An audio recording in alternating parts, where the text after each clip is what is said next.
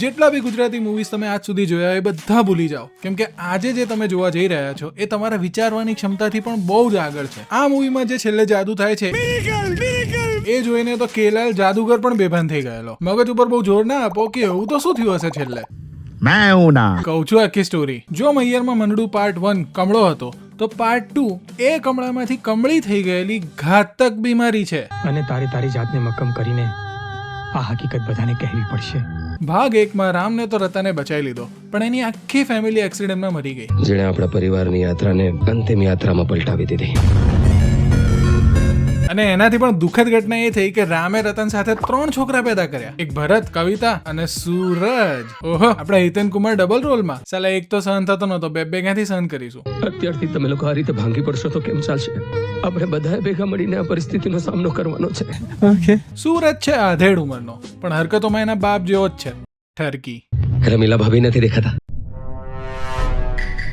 સૂરજની ઠરકથી તો એનો પોતાનો સગ્ગો ભાઈ પણ નહીં બચી શક્યો.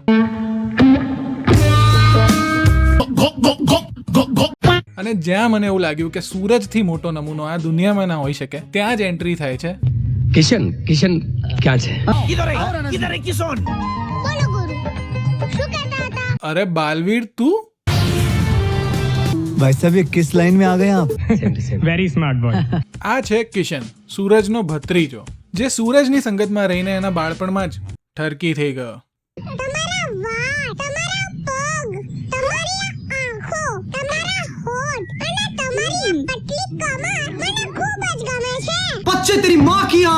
કિશનને જોઈને એવી ઈચ્છા નહીં થતી કે એવું છોકરું છે કે જરાક એના મા બાપ આગા પાછા થાય એટલે એક ખેંચીને કાન પટ્ટાની આપીએ.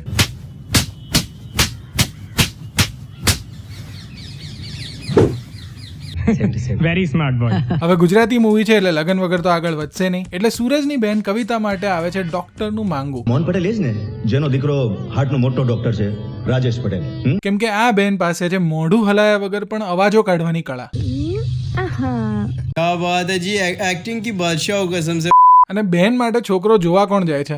સૂરજ બેટા, કાલે જ મોહન પટેલને ઘરે જા અને રાજેશને પણ જોઈ લે.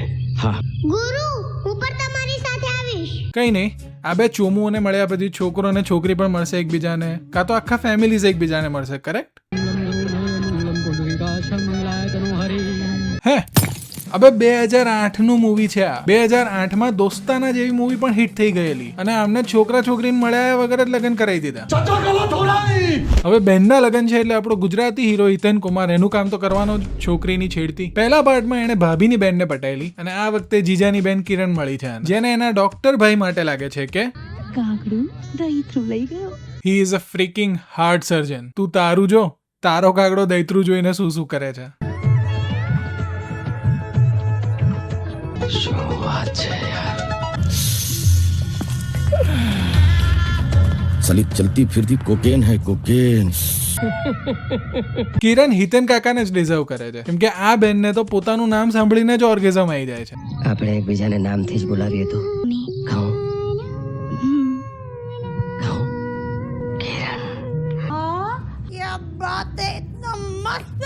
આ બંને નિભાઓ સુસુ પણ એકબીજાને પૂછ્યા વગર નથી કરતા. અને કદાચ લાગ્યું હોય તો મુતરી આવવાનું, બીજું શું? સાચી વાત છે. અરે યાર, કંઈ પણ થઈ રહ્યું છે લગ્નમાં. ઇમેજિન કે વિદાયમાં કોઈની છોકરી બાપની સામે આ કરતી હોય. આ હરકત ઉપર તો બાપે છોકરીને કરિયાવરમાં એક મોટી લાત આપીને કાઢી મૂકવી જોઈએ.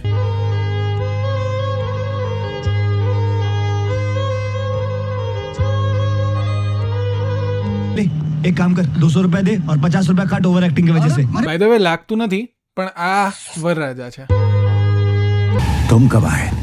સબસે પહેલે मैं ही आया. લગન પત્યાના બીજા જ દિવસે કવિતા ઘરે પાછી આવી ગઈ અરે કવિતા, फिर से आ गए रे बाबा, इधर जहर खाने का पैसा नहीं है, तू जा रे. અને આ નિબ્બી કિરણ પણ જોડે થઈ ગઈ. પછી બસ એ જ હીરો અને હિરોઈન નું જંગલમાં મંગલ અને ખેતરમાં વાવેતર. चाचा ये सवेरे सवेरे क्या मेरे को यही देखने का है क्या? ઇરિટેટિંગ કિશન આ બંને લવરિયાનો ભાંડો ફોડી જ રહ્યો હોય છે, ત્યાં જ આ સુરત પાછળ વાંદરાની જેમ કૂદવા લાગ્યો. હમણાં એ બેઠો છે, પાછો ઊભો થયો, નેક્સ્ટ ફ્રેમમાં પાછો બેસી ગયો, ફરી ઉઠ્યો, બેઠો, ઉઠ્યો, બેઠો અને છેલ્લે તો કૂદવા જ લાગ્યો.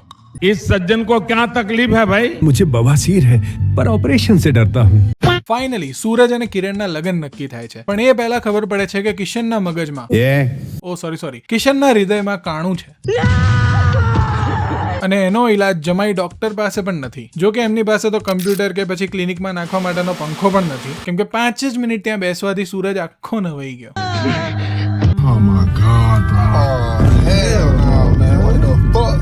કિશનની મમ્મીએ પણ ધણીના ખભા પર માથું મૂકીને ફૂટીને રડવાનું ચાલુ કરી દીધું. બસ પછી છેલ્લે સુધી એણે એ જ ચાલુ રાખ્યું છે.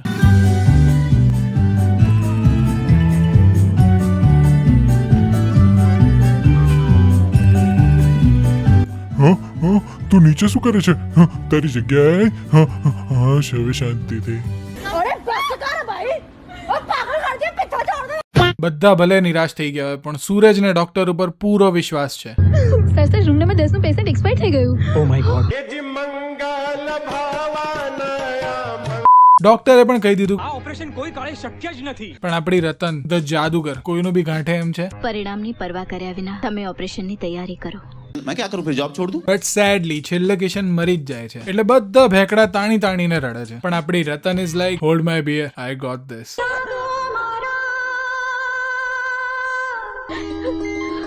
दादी माँ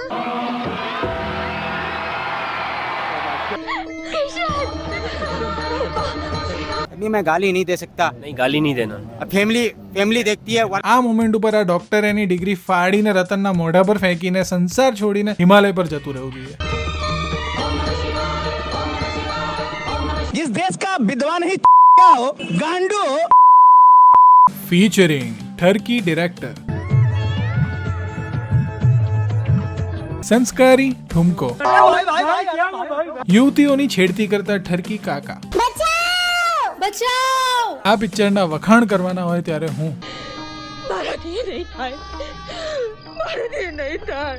જો આ વિડીયોમાં મજા આવી હોય તો મૈયરમાં મનડું પાર્ટ 1 નો વિડીયો જોવાનો પણ ભૂલતા નહીં. એના માટે અહીંયા ક્લિક કરો અને કોમેન્ટમાં લખતા જાઓ કે નેક્સ્ટ વિડીયો તમારે કઈ મૂવી પર જોવો છે. અન્ટિલ નેક્સ્ટ ટાઈમ બધાને Big thank you for being here.